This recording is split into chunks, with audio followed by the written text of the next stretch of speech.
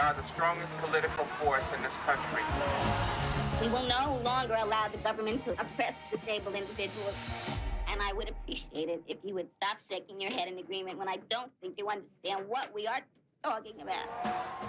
I mean, that clip right there had me standing up and applauding Judy. Just one of the many powerful moments in the Oscar-nominated documentary Crip Camp.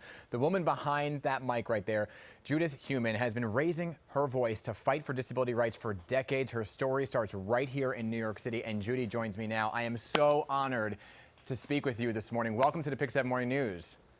So happy to be with you. Sorry, not in the studio, but glad to be with you. I know. One day I hope you can be right here in the studio. First and foremost, Judy, big congratulations being a part of an Oscar-nominated film.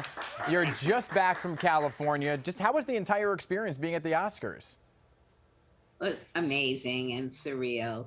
You know, I never expected to be at the Oscars, and then there we were. And I think also, honestly, with COVID, it was this big shock of having pretty much been in our homes for the last more than a year, and then being out there with these great people. The team who put together Crip Camp, the directors, Jim Lebrecht and Nicole Noonan, and the producer, Sarah Boulder. And look at Jimmy in his beautiful suit. Oh, my gosh.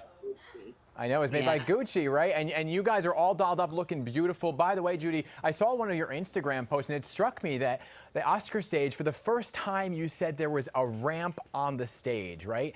And it got me just thinking to how much exists today because of your fight. How much that we take for granted. A simple thing like a curb without a step, right? And what didn't exist when you were a child growing up on the streets of Brooklyn. So take me back to the beginning when you were in Brooklyn. So I had polio in 1949. My parents were German Jewish immigrants, obviously from Germany, and I was the oldest of three. And so when I had polio, my parents, like other families, didn't know other people who had kids with disabilities. So it was kind of go along and try to do things as you would have done for your non-disabled child. And I was denied the right to go to school when I was 5. The principal said I was a fire hazard.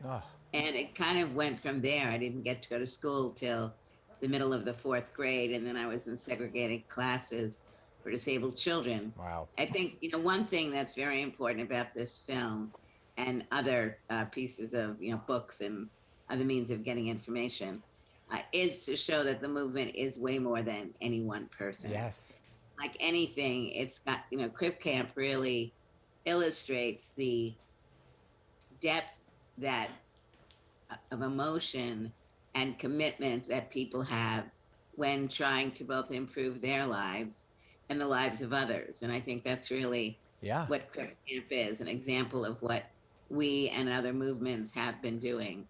Judy, watching you there, you know, I've been involved in a camp for those with developmental disabilities since I was a teenager, and seeing Camp Jeanette just brought me back to my time being a counselor there. But in this case, a lot of those with disabilities were the counselors at the same time. And Camp Jeanette in upstate New York, it was just such an incredible, magical place.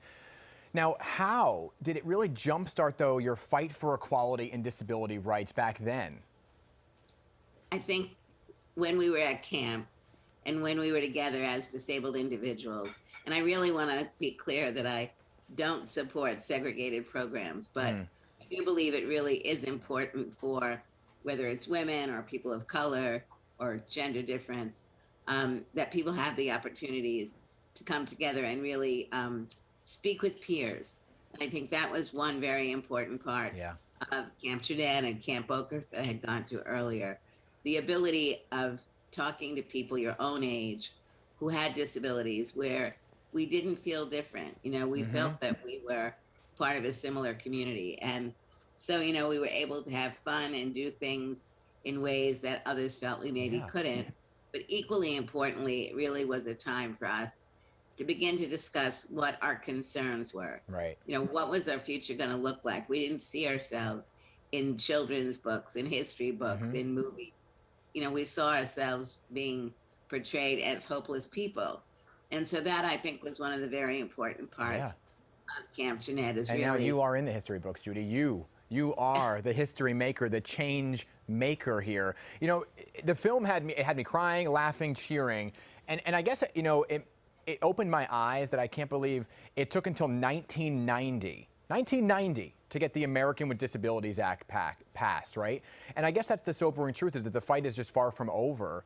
So what do you see as the next step in the journey?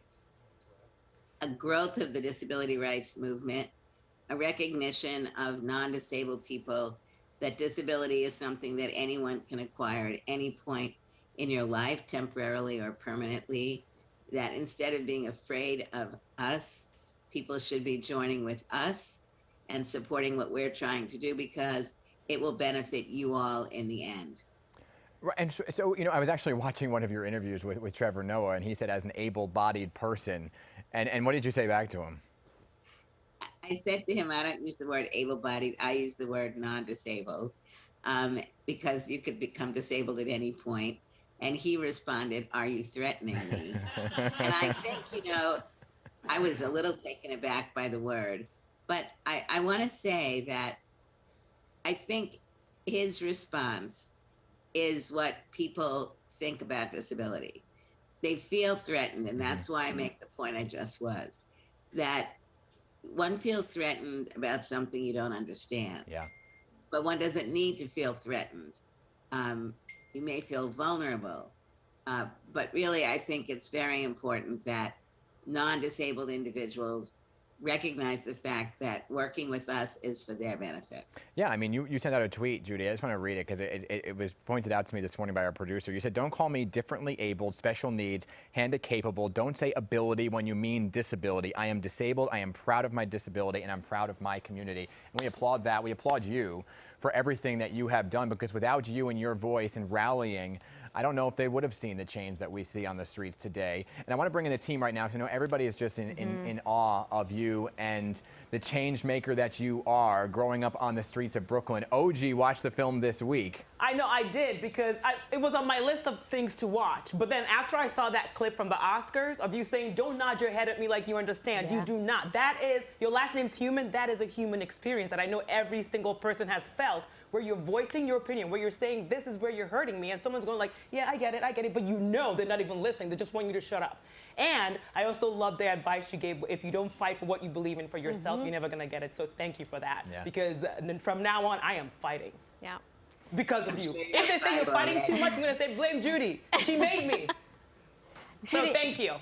I mean, your voice has been so powerful for so long, and I remember watching this and thinking, how did she do it? Because you faced a lot of obstacles. In the moments where your voice stood for so many, how did you get through those tough times? Because this was not easy going by any stretch of the imagination. I mean, I think each one of you should think about what you've had to do in your life when you've experienced barriers. And I really attribute much of who I am to my parents, really, who started learning early on. If they didn't fight for what they believed in, for me, nobody else was. And,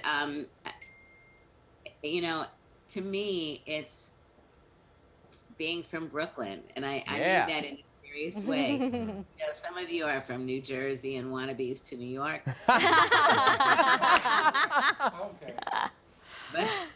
But I think it's really true. You know, we learned, there are many other stories I could tell you, but we learned that if we believed in something, you had to fight for it. Yeah.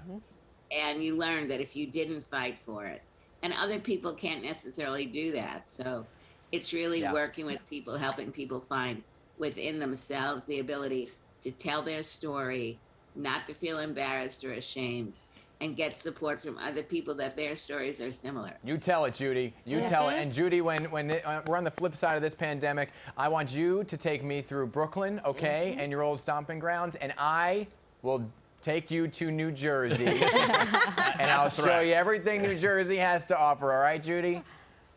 I want to thank Mark Arian, NYC, for the beautiful outfit they made for me. Oh, very nice. You looked great. Gorgeous. Wait, Judy, you didn't say you didn't take me up on the offer of New Jersey, but it's okay. It's okay. I've been to New Jersey. Okay. All right, Judy. Judy. Save it. We'll talk to you. Judy, thank you so much for being here. We love you, and I can't wait to talk to you next. Thank you, Judy. Thank you, Judy. I tell you what, if anything, she speaks her mind. She does.